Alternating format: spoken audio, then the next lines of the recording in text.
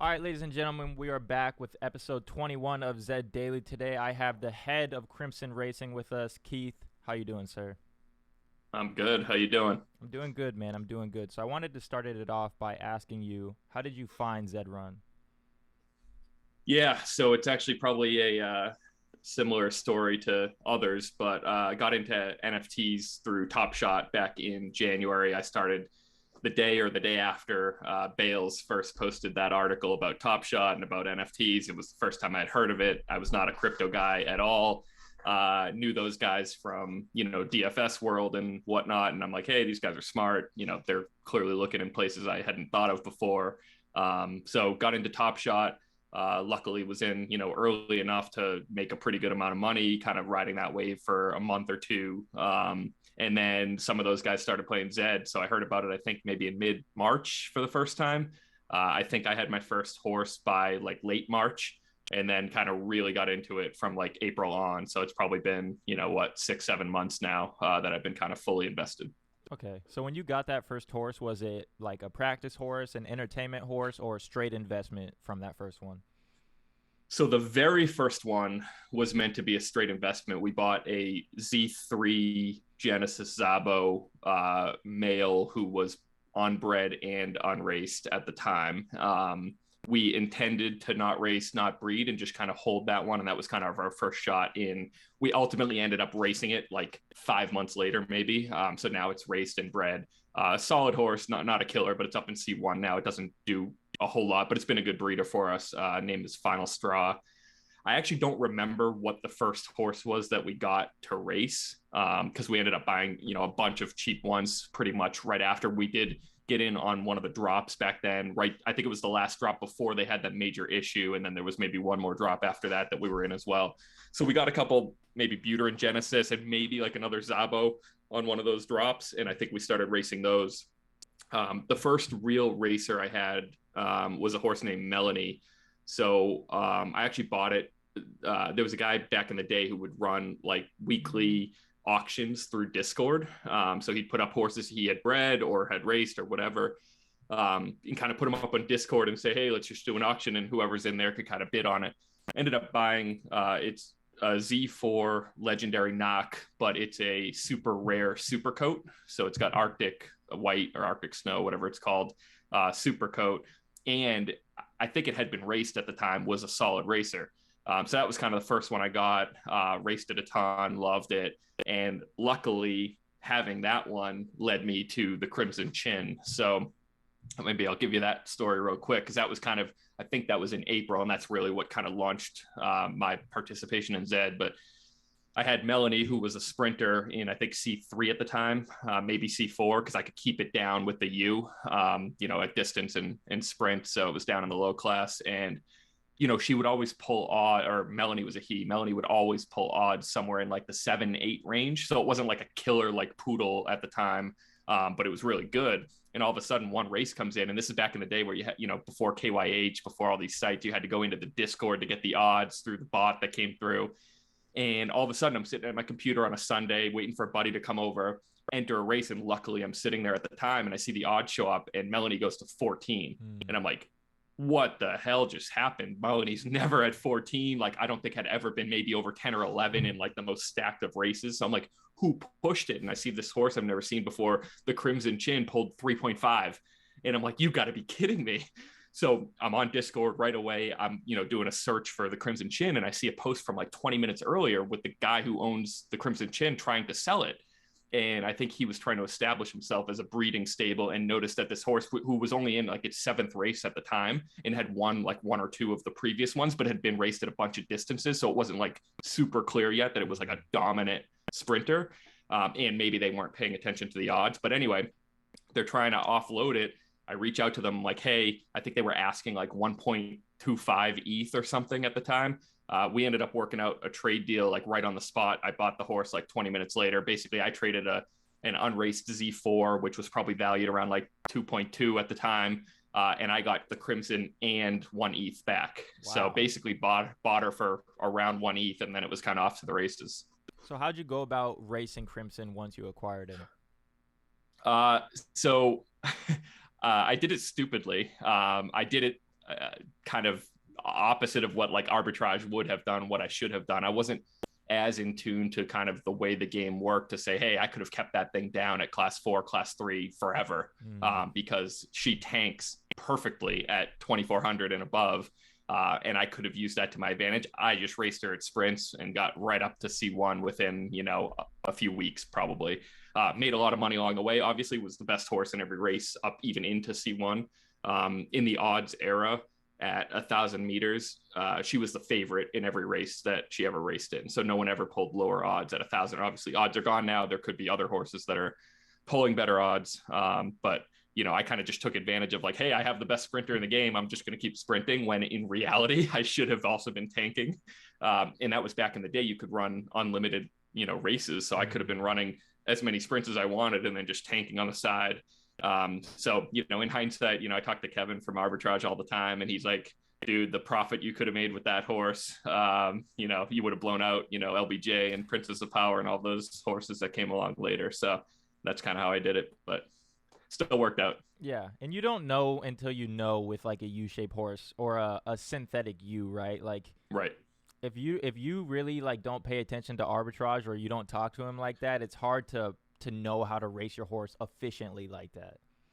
Well, and the key, you're right. And the key here is this was before Arbitrage. You know, Kevin and them may have been in the game, but I believe it was in like their prior reincarnation before Arbitrage. Like this was not known. Know Your Horses wasn't there. We didn't have these great charts.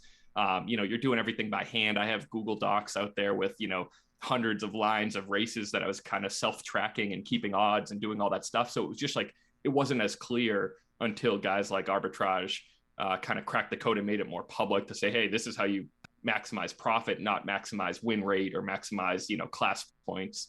At the time, I was just trying to maximize win rate, right? I was saying, what are the races I have the best chance of winning, and profit too, you know, not going for the cheapest, going for the ones I can get into. But not necessarily thinking about the idea of staying lower class and having more options for racing. So you live and learn, I guess. Exactly, right. And then it was kind of too late. I mean, I always looked at it, by the time I kind of realized that, you know, Crimson was probably at a few hundred class points. And look, in hindsight, I probably still should have tanked her. But you always had this looming, okay, they're going to change, you know, the class structure.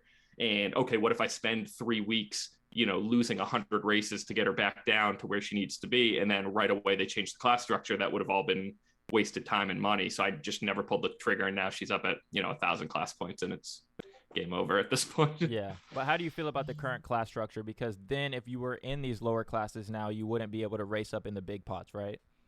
Yeah, so I think now is the time you'd have to get up at least to class 2. I think the play now is if you could keep a horse in class 2, you could get enough dollar volume races and then be close enough to C1 that if you see a 500 pop up, you could win a few races, get to C1, and then go in the 500. But yeah, to your point, you need to be at or near C1 at this point. There's no point. And that's why you see Arbitrage with, you know, Princess of Power at this point is just in C1. And I don't think they're even going to try to, you know, keep her down to maybe to C2, but it doesn't make sense to go below that anymore. Right. So I've noticed that you have like a couple racehorses. I believe, did you have Validly at one time?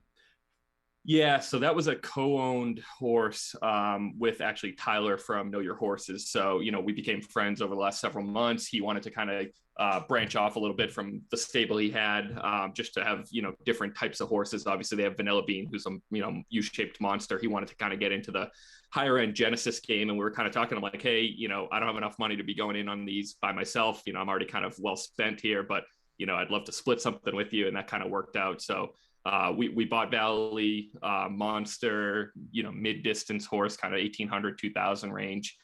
We ended up selling him. It's probably been 2 or 3 weeks at this point to WagMe Racing, which is like one of the monsters out there as far as stables go. These guys have insane horses, and you know, they made us a good offer that, you know, we weren't actively shopping around Valley, but we were able to make, you know, pretty decent profit after racing him for a few months and kind of proving out, you know, what he was worth. But yeah, that was one. And then the other kind of big one that, you know, we're known for on the Crimson side is Terms of Engagement, a Z1 long distance horse who's, you know, one of the better ones, not like an insane win rate horse like Artois, Princess of Power, LBJ, these kind of horses, but is kind of always in the conversation for, you know, top 2, top 3, top 4 kind of situation. Okay. I'm sure you have a different story for like the story behind Validly in terms of engagement, but overall, how do you go about scouting horses or choosing a horse that you think you want to buy? Yeah, good question. So maybe I'll start with terms because that one it was definitely partially luck, but it did have a pretty good amount of research going into it. And that was at the time, like by far the most I had spent. Like, I told you before, I didn't spend that much on Crimson. So and Melanie before that, none of the horses I had spent a lot for were really great racers. I had bought a few, Genesis. We had a Z2 at the time. We had a couple Zabos, but none of those were really like racing purchases. So Terms of Engagement was an interesting one. It was one that used to be owned by Doofy way back. So Terms was an old horse. I think it had bred like 17 times by the time I bought her. But in the odds era, in class one distance races, she was always pulling, low double digits to like mid-teens, right? Never pulled, 7 or 8 odds. Very rarely. It would have to be like the perfect field. So it was one of those that kind of got discarded as like not a top Z1. Doofy sold it to someone. That other person never raced her. I don't know why they owned her, but they just held on to her. And then she was listed. So she got listed for 11.75 ETH. This was probably when ETH was, I don't think it was above 3K. It was probably in the twos somewhere. So, pretty cheap when we kind of look back on it now for what a horse like this would go for. And we were in the game for finally getting into a Z1. I think we had liquidated some top shots, whatever. This was kind of maybe May or June at this point. And so the research I was doing was like, yeah, the odds here obviously tell you much of what you need to know, but it was like the horse just always came in second, third, and fourth. And it's like that the odds always miss that, right? There's like certain things you can do with Zed data, like flames aren't perfect now, right? But odds weren't perfect back then either. They gave you like a huge insight into like how much that horse could win, but they missed everything behind winning. A second was treated the same as a 12th. So the work I did was basically saying like, look, this is among the lower end Z1s in terms of price, and it looks like mediocre in terms of odds. But if you're going to buy one of these at this price, like you're getting maybe one of the best placers you can get out there. And so we kind of pulled the trigger there. She ended up being even better than we ever thought. The win rate has actually gone up. I don't think she was raced like perfectly back in the day. Doofy probably tested her out kind of all over the place. So we kind of honed in on like, look, we can't be doing expensive races with her early on. Like, let's just focus in on what she's good at, get that win rate up. And now it's up to, somewhere in the 15% range. And then, obviously some of these tournaments, free racing, maybe worse horses coming up into C1, maybe some algo changes along the way. But, she's capable of winning any field now and at least like placing top 3 basically anywhere. So that's been awesome for us. Okay. So if Terms, do you think Terms would have been on the market for as long as she was if it wasn't odds, but it was flames? Because she pulls like a high flame rate, right? So do you think that horse would have sold faster if it was just flames back then? I think so. That's a great question. And I've never been asked that before, but I think you're 100% right. If we had no odds and you saw, 95% or whatever the flame rate was, and you could look back and be like, hey, there are some $100 races in here where she's flaming, even if she's not winning them all. For sure. I don't think, it's all relative what Z1s are selling for at the time, but it was clearly on the lower end of what Z1s were going for. I don't think that would stand a chance today. And I think people know the horse well enough now today. She's been a good breeder as well.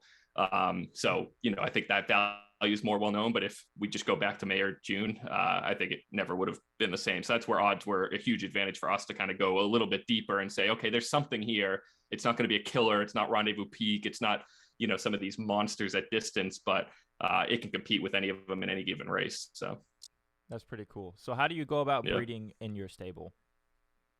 Yeah, so I bought Dan Shin's Blood Tool XS maybe 2 or 3 months ago now, probably 3 months ago. So that was kind of like my first foray into saying like, hey, I need to do a little bit more than just like smashing horses together, which is kind of what I was doing when breeding started.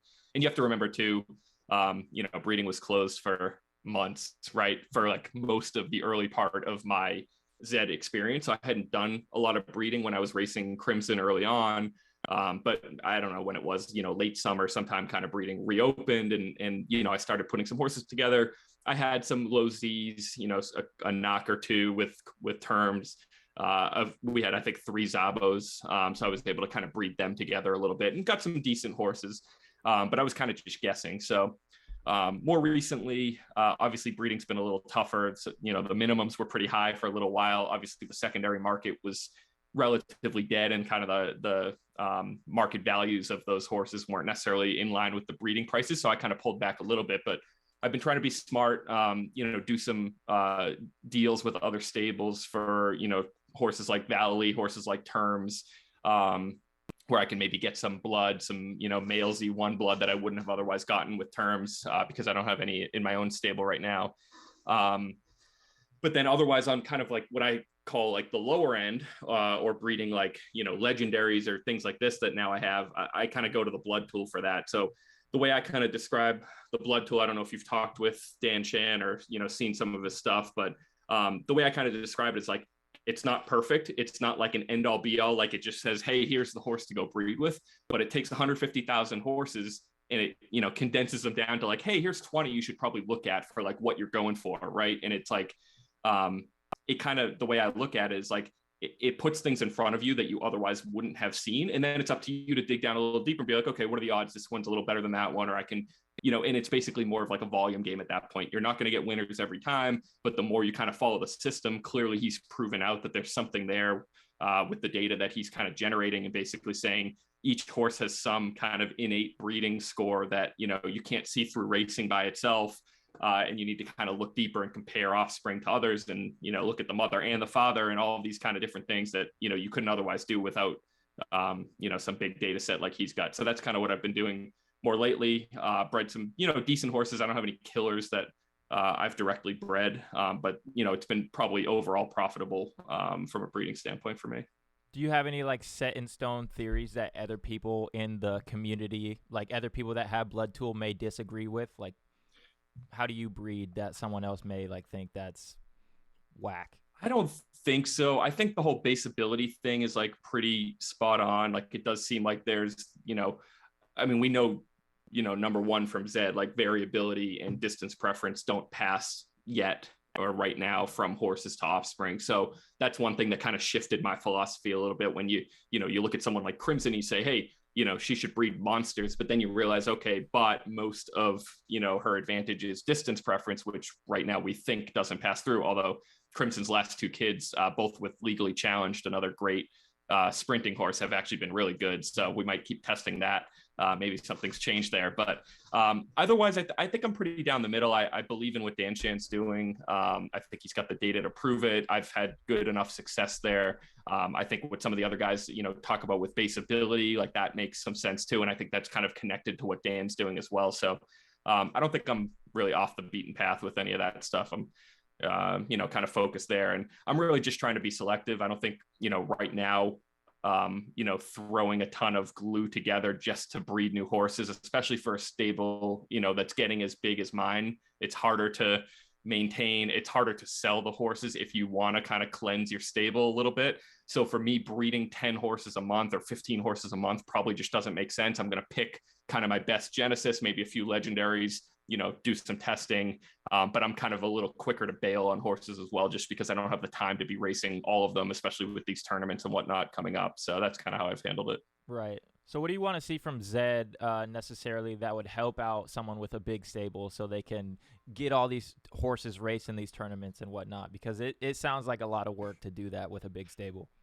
Yeah, and to be honest, most of my horses just don't get raced. The Pity Point tournament was actually kind of nice because I brought out some old Genesis horses that had been just breeders for me that had more of a role to kind of get third, fourth, fifth, in weaker fields that we had. So I was able to actually qualify 10 horses for the Pity. So, but it takes a lot. Like you can't really race more than 10 to 15. I know guys like Donkey who have, a couple hundred horses. It's like they just physically don't have the time to race that many. So look, I think over time, like the Axie Infinity model is something to look at. I'm not an Axie player, so I can't get into like the details, but I've heard enough to be like, hey, the idea of having a scholar, obviously you need changes to the ecosystem to be able to have someone, race your horses without having control of them, right? Like right now they have to be in your wallet. So that's a big hurdle. But I think over time you could do something like that where I could be just offering up a percentage of the winnings and say, hey, you race these 20 horses and whatever you make, you keep half and I'll keep the other half or something like that. And maybe that gets easier if they have a native token, whether it's Dez or something else that can facilitate some of that. So I think that's one maybe obvious answer, but it probably is a ways away, just given like the more near-term stuff. I think Zed wants to, tackle like classes and other things. They have a couple drops probably left to do and stuff like that. Okay. So if you could bring one thing right now, like you could release all the Z1s, you could bring back odds, you could take away flames, take away fatigue, what would you change in Zed right now? I would right now, and I think it's something they could do right now, is I would eliminate classes. So I want to see Zed more like daily fantasy. I just want to see options at every distance for every entry fee. I'd have races as cheap as 50 cents or $1, and I'd have them ranging up to $500. And I'd have a race available at every entry fee, every distance, all the time, and probably multiple of them, right? And just let people enter. I'm not going to waste my time with Crimson entering $1 race, right? So the dollar becomes class 4, class 5, class 3. Yeah, of course. Could I throw Crimson in there and ruin everyone? Yes. But like when it's going to use one of my, call it 8 races before fatigue knocks her out for 12 hours, it's not worth my time for the dollar, right? But for other horses, that's fantastic. That's a way to build up a bankroll. Take someone who wouldn't be profitable in C1 and sitting there with 200 class points right now, throw them in all these dollar races and compete amongst yourselves for, eking out. If you can make a 10 or 20% return on that, like that's great. That's fantastic. That's how you build these horses up. So I'm worried. My concern, like there's talk about ELO, which is a great tool for kind of comparing horses and whatnot. If that starts driving kind of the class, taking over the current class structure we have, I'm worried it's just going in the other direction where we're going to be pitting more and more of like similar horses against each other without the ability for horse, let's just let the market decide. Let's give enough expensive races out there so that the big horses are just going after that. And then a cheaper stable wins a bunch of low entry fee races. And they're like, hey, I want to try the $100, go for it. And that's where you see if, you got what it takes, right? So make it more like DFS, give people the chance. I think that kind of coincides as well with doing like custom races, which I'm hoping is coming soon. We've seen it with some of these tournaments that they've done. But if you can kind of put those two together, you can kind of separate people enough to where they have their own lanes, but also just make it easy for everyone to enter every race and just let the market dictate where the horses end up. So that's what I would do. I like that. And then would you still allow people to scout races, like go in, see who's in that race already, and then choose for sure. Yeah. I'm okay with that. I can see it either way. You could make it like more of a blind entry and just be like, hey, I want a $25 1,000 meter, sign up, and then it'll just take the first 12 horses and put them together. I'm fine with that too. But I'm okay if they want to leave it open to scout. I do think that's part of kind of the current strategy in the game is like picking and choosing, maybe less so for a horse like Crimson, where I'm not really worried about who's in the race. Mostly there's some horses, if there's 5 of them in there, I don't necessarily want to be there, but with other horses, that's huge, right? That's part of the edge, is like if you can take like a mediocre horse but find an easy field, like you all of a sudden turn into a pretty good monster, right? So if you can do that enough, you change the game. So I'm okay keeping that. I like that. So what are your thoughts on some of the recent updates they've had to where 7th through 12th now will you lose points, and then what is it, 4th through 6th it's nothing, and then 1st 0, through 3rd yep. you gain points? How do you feel about that? Yeah, so I think for what they wanted to accomplish, it did its trick. I mean, that clearly the goal more recently for Zed has been to stop sandbagging, which, look, I'm totally in favor of. I don't blame anyone like Arbitrage or any of these good stables that took advantage of it. Like, they played the game the way it was made to be played, and now the rules have changed a little bit to somewhat prevent that. It doesn't mean it's impossible to do. If you can lose efficiently enough, you can still class down and you'll class up quicker if you keep winning, but you can do it. But I think it was perfect for what Zed wanted to accomplish. We needed to get rid of that 4th place pity point, right? It had no place. You weren't winning any money. And then, some of these basically A-shaped horses were just constantly going up, up, up in class, couldn't compete, and you never had the chance to go back down because they don't tank either, right? And then getting rid of the, going down 4 class points, coming in last, which benefited these super efficient, synthetic U's that you could keep tanking. made sense if you want to get rid of tanking. So the horses that got hurt by them the most were like the natural use, like, you know, you could argue like the Vanilla Beans of the world who win more than they lose. So that class point, you know, +6 takes over versus the -2. But it was probably a relatively small population overall that got really hit by it. And I think for what Zed wanted, it probably accomplished its goal. Okay. And so if we do get an ELO system, do you think the natural use go up in price because they can lose against anybody and win against anybody? So that's an interesting question. I think it all probably depends on how like Zed implements ELO. And I'm not an ELO expert. You know, I've obviously kind of followed what Painted Ponies is doing, what KYH has recently done with their ELOs, and talked to those guys about how they do it. They know way more than I do about like the actual impacts and what you could do to tweak the ELO system you're running. So I think it would all depend on what Zed does, but I do think that's probably one area where there would be some, you know, arbitrage for guys like Arbitrage to take advantage of, where you know, you probably do get rid of the synthetic U, but there's nothing Zed can really do to you within one distance, right, that prevents you from downclassing if you just lose a lot. So that might be one area where there would be some advantage. But again, we'd have to see if there's anything Zed would, you know, do on the side in terms of criteria that would just take away that edge. Who knows? Gotcha.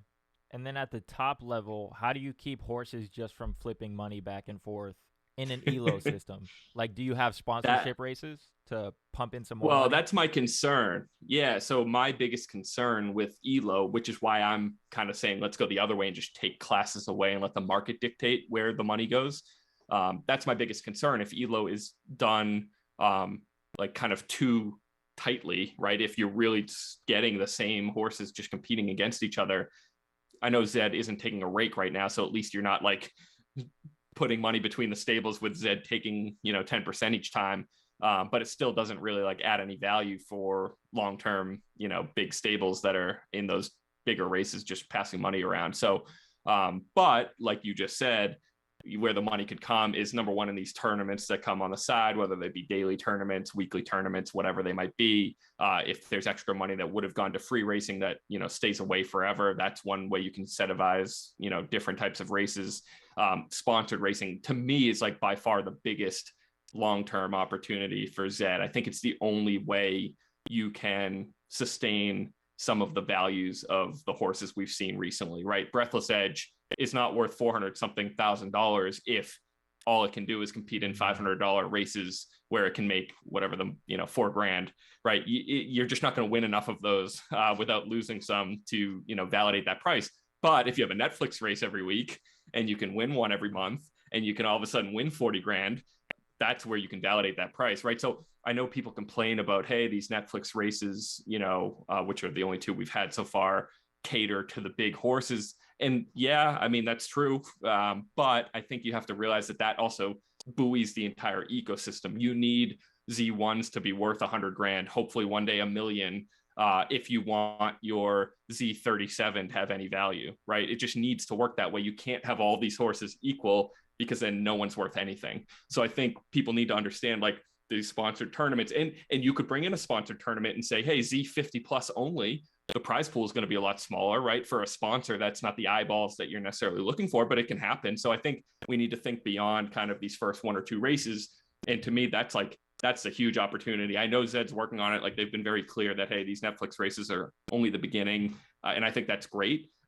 So let's worry about, you know, let's do the class system and do all that for like the day-to-day stuff. But like, let's not lose the long-term vision here that sponsored races, you know, the Triple Crown, Kentucky Derby, these are the things that we know as casual, you know, horse race fans or just casual sports fans, right? You don't know about your, you know, local county horse race that, you know, doesn't pay out much, right? But like you need that system to promote the entire game itself. So that's kind of how I view Zed long term. 100%. I think the buoy was like a perfect analogy. Like you have to give these Z1 owners, or like you have to give them a reason to justify spending almost $500,000 on a horse. Mm-hmm. So you gotta have that buoy. I like that as an analogy. And the money will trickle down too, because then that by itself, you know, incentivizes breeding, right? Like if you then have a chance, even with, you know, Crimson's a Z7, right? It's a legendary Z7. It was a bred horse. Princess of Power is a legendary Z6 or 7 bred horse. Like, you can get these monsters. Artois was recently bred. I know it's a Z2, but it's still a bred horse. And if you can incentivize, like, hey, there is a home run shot here for me hitting the jackpot on a breed, and it could be, it's probably not going to be with a Z30, but like enough people can get, a Z10 bred, right? You could own a Finny and breed with a Finny, you get a Z10. It's got a shot. I own half of Brighton Early, who's a Z12 Finny legendary, and is like a monster winner at distance. Maybe not quite in the current C1 structure, but it was a huge winning horse for a while. And it's like, that's an affordable breed. And if you can get these monster payouts, especially down the road, if they're like, hey, a Finny only race, okay, Brighton Early all of a sudden is like one of the better, distance horses, right? That's eligible for that. If you can get these things and, you can incentivize breeding because there's a home run, jackpot opportunity, I think that's huge for the whole ecosystem. Yep. They're putting their money back into breeding and even into racing. Like, they'll put it back into a big money race. They might not win, and then that's getting cycled right back into the system. Exactly. So how much, or not how much, on it, do you have like a day-to-day, a weekly, or a monthly like profitability racing quota that you try and hit? I probably should be doing more of that. I do have a, full-time real job. And on a day-to-day basis outside of these tournaments, I'm really only racing a handful of horses, and I kind of know, what they're going to be profitable at. I know that they're, good horses, Crimson, Terms, maybe a couple others that I'll race consistently. So I'm not tracking as closely. Obviously, I want to constantly be looking back and be like, hey, has something changed? Have profitability metrics gone down? But I generally know how those horses are doing in terms of engagement. Made it to the grand final of the Fibonacci Cup. So clearly there was money won along the way there. That was nice to see. Crimson just lost like 2 or 3 $500 races in a row and a Netflix race. So, money came out the door, but I know that horse can still win. So I'm not necessarily worried about, what the last 2 weeks of profitability look like. But I do think that, for smaller stables, for newer stables, like that is absolutely something you need to be tracking. When I was, racing Melanie early on and try to get the stable up and running, clearly I was watching profitability. I was watching win rate. It's all small dollars at that point, but it was like my way of kind of building up the bankroll and whatnot. But yeah, as far as I go now, I'm not really closely tracking that unless it's with a new horse. So if I breed something new that looks pretty interesting, or I buy something that was unraced, which once in a while I'll do, and I start racing it, those I'm like super focused on, every race or two, kind of looking back, okay, what was the field like? What did I do? What are the flames telling me? What are the placements telling me? What are the distances telling me? So I can be like hypercritical about where do I go next? What do I do with this horse? Do I bail? Do I push the needle, to higher races, or stay in my lane of, cheaper things? So that's where I kind of look a little more closely. I like that. And so if I gave you half an ETH in today's market, you're just coming into the game, you have half an ETH, what would you get? Ooh, that's a good question. I think what I would do is I would probably go buy a cheap Genesis just to have one. It might be, I don't have prices up in front of me, and I haven't been looking recently, so I might be off on the exact pricing, but you can get a cheap raced donkey Z10 for what, probably 0.1 to 0.2, somewhere in that range, I would think. I'd probably buy one of those just to have a Genesis. Des coin comes out at some point. There might be value there. Over time, I think, let's say Zed survives and we're all doing well 3 years from now, like Genesis are going to be like 1% of the horse population. So even a Z10 to me has like monster value there, even if it's just for breeding with, if we have 1 million users, they need to breed with something. There's 33,000 or 38,000 Genesis. So I think I would own one of those, even if it's not going to be something to race. And then I would probably take the rest of that money to try to just be super diligent, looking for like a low class racer that you can just kind of grind a profit out of, and then kind of look at that as like your stepping stone to then, okay, add another one and slowly hopefully build up a bankroll that way. I like that. That's smart. You took like the racing approach to build up a bankroll. A lot of people, myself included, I'd spend most of my bankroll on the horses. I like that you'd get like a racer and then build it up from there to go get something else. that's just more in my opinion, the fun way, right? Like, I mean, the other option is like go buy one or two, unraced, unbred Genesis and keep them as investments. But then you're not really playing the game, right? At that point, they're just another NFT for you. Because then if you race them, you're taking a huge risk that you just hurt your bankroll in the meantime. But I do like the idea of getting at least one to kind of hold as an investment and then have fun playing the game. Because I think you can't really get into Zed and love it if you're not playing the game. Now, playing the game could be breeding. It might not be racing the way I race or someone else's races, but I think you have to kind of be in there learning, getting more comfortable. Then maybe you can bring some more money in, because that's how kind of we started. It was like very slowly and surely, and we're taking money out of Top Shot. We're slowly building out the stable before we did really any big purchases. I think you need to get the comfort by just being in there every day. I like that. So let's say I'm a DAO and I come up to you. How much would you sell me your stable for, your whole stable for in Ethereum? Ooh. How much would you liquidate for? Oh, man. In Ethereum? Mm-hmm. Oh, putting me on the spot for that one. Now I'm going to get people coming at me trying to buy Crimson. I don't know. There's a price for everything. So I'm not one of those guys that's like, I wouldn't sell for less than $10 million. I don't think that's necessarily right. I'd take the money and just buy more horses. So I don't know. It would have to be somewhere in it'd have to be like at least 200 ETH, I think. I like it. Because I have a couple Z1s. I own half of a third Z1. Obviously, Crimson has some value. I got a bunch of Genesis. So it's not like 50 ETH, because I think like terms of engagement is probably worth something like that. So if you kind of add them up, you're probably getting closer to that, I don't know, 200 numbers. Arbitrary, but that's probably the ballpark of where you start to consider it. That's not bad. How much did you say initially invested?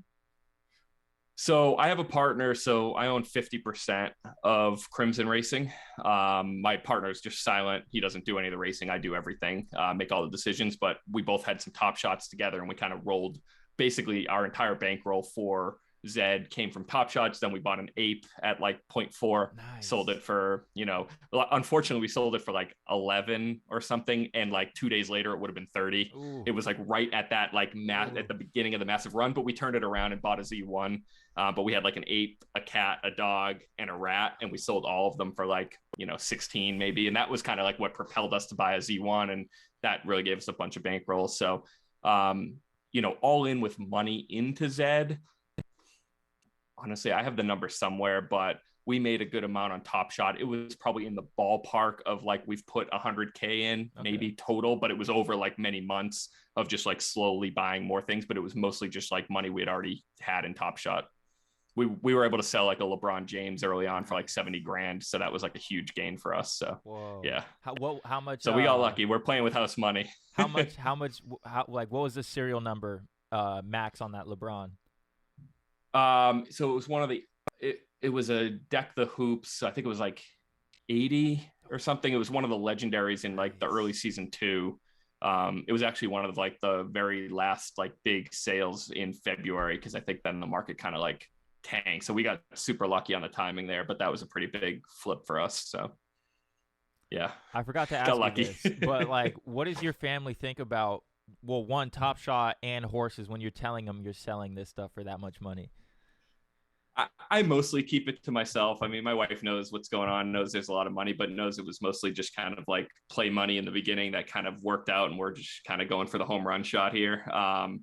She thinks I'm crazy doing this and racing digital horses and, being so enthralled in it. But ultimately, she doesn't care. I don't let it impact my, I have 2 young kids, a 1-year-old, a 4-year-old. So, outside of my day job and Zed, they are what I'm focusing on. I try to make sure I'm at least present and, do Zed at night and, during the workday if I have a few minutes. But yeah, she thinks it's stupid and crazy, but it's my hobby. So you gotta be a little bit if it wasn't this, it would have been more like I've kind of taken time out of like doing DFS and all that stuff. Like that has clearly declined for me, and Zed has kind of taken over a little bit. So I'm doing less DraftKings and all that stuff. So to me, I would have been doing something with it. I'm a huge sports guy, I don't want to say huge gambler, like, I don't do a ton, but like huge, sports betting kind of DFS kind of guy. So I've probably taken more share from that, focusing on Zed.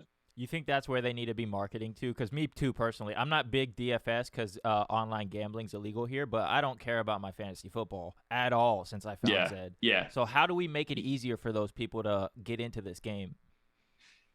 I think the big hurdle is going to be for a while just this idea of the blockchain and needing to have a MetaMask and, Ethereum. Like that's a huge hurdle, even for like young, somewhat tech people. I'm 34. I had never owned crypto before this. I still don't really invest in it. I have some ETH, but it's really just to hold around for, racing and buying horses. So I think that's still like a huge hurdle when you think about like the millions of people doing DFS, like how few of them actually know how to work a MetaMask. We all think it's like second nature now because we've been doing it, but I would argue it's less than 10%. And I think like that's the opportunity. You have 60, 70-year-olds playing regular fantasy football. They're not doing this, right? So to me, like maybe that comes with time, as like the internet was a hard thing for people to understand, 20 years ago. Crypto might take 10 or 20 years to get there, and it's going to start young and kind of work its way up, but I think that's like by far the biggest hurdle for all of this. Okay, cool. Last question, since you got to get out of here. If you could own one horse, any horse in the game, what horse and why? Ooh, I think people would probably go toward Billions as the obvious one, but I'll go in a different direction. If I can own one horse, I have a few that I want to own. I'll give our boys over at Good Boy Racing a shout out. I think Third Head is one of them that I'd love to own. I think that horse can kind of win any field. It's got a ton of distances it can run. So that one would be super fun to own. But there's a ton. I mean, like to go more on the breeding side, like I'm close with Donkey Teeth, who owns Diamond Hands Stable. Like Publisher, Unyielding, some of those Z1s are just like Unyielding's a monster breeder, so like that's a cash cow forever, even if he never races that thing again. So there's a ton of directions to go, but I guess on the spot, maybe Third Head would be the one. I think that would be super fun. Not Sentinel? I'm just playing. Where is Sentinel? No, Sentinel's a pain in my ass right now. Sentinel would be one of them, but that's the one horse that, I haven't maybe said this on the record yet, but that horse is better than Crimson, I think, at sprints. And that's probably the only one I would say that for. So that one's been a pain in my ass since it burst onto the scene, but who knows what's going on there. So we can leave that for another time. That's funny, man. Cool. People can follow you at KKirk55 on Twitter. And then you have a show coming up with Zook. Do you want to talk about that and where they can watch it at? Yeah, so partnered with Zook, that who most people know over at Pony Plug. We actually did our first show Monday night. We're going to be targeting Monday night 7:30 Eastern at night to hopefully get done kind of before Monday Night Football. Do it kind of an hour-long show. We don't have a name yet. We're thinking Monday Night Zed or something basic like that, but kind of take maybe half the show to talk about current events, weekly updates, things, whether it be tournaments or whatever came up in Zed that week.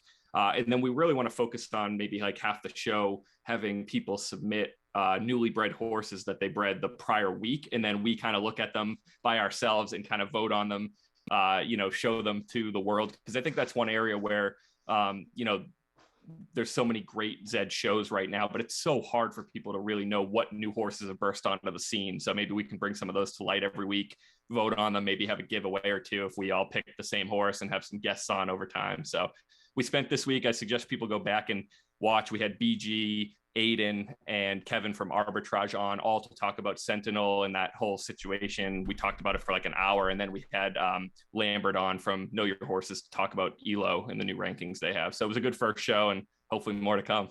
Yeah, man, that's cool. And we can watch it at Pony Plug 24/7, right? Yeah. Yep, that'll be on the Pony Plug 24/7 regular Twitch stream every Monday night. All right, well, sweet. Thank you so much for your time, Keith. Have a good day, man. You too. Appreciate it. Yeah, no problem.